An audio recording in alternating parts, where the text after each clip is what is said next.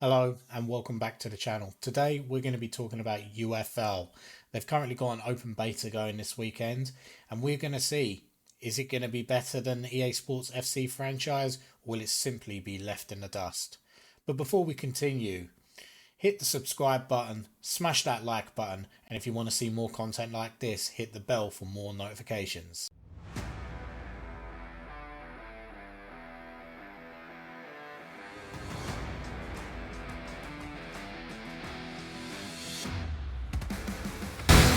UFL, where do we start?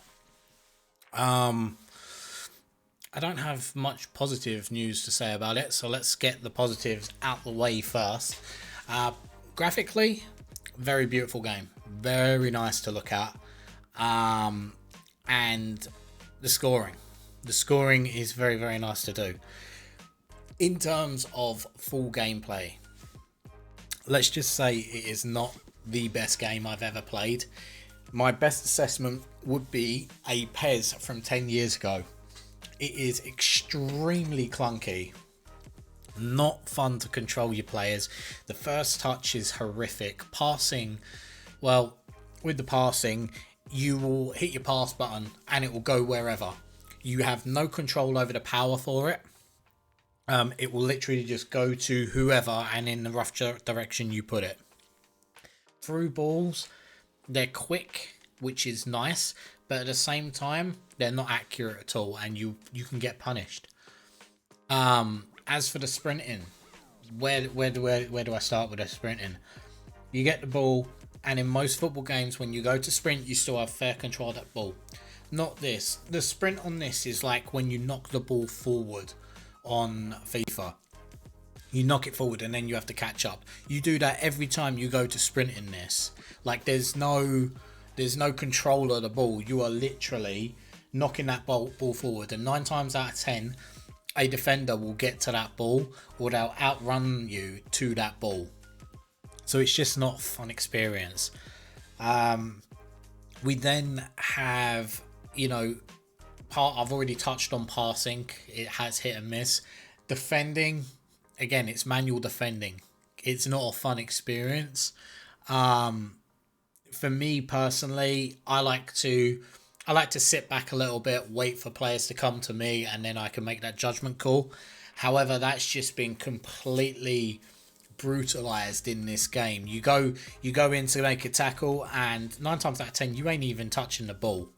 And if you do get the ball, you have occasions where the attacking player can somehow get that ball back quickly and you've lost it.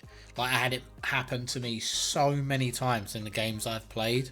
It just was not a fun experience at all. If you want to be a high presser, good luck is all I'm going to say.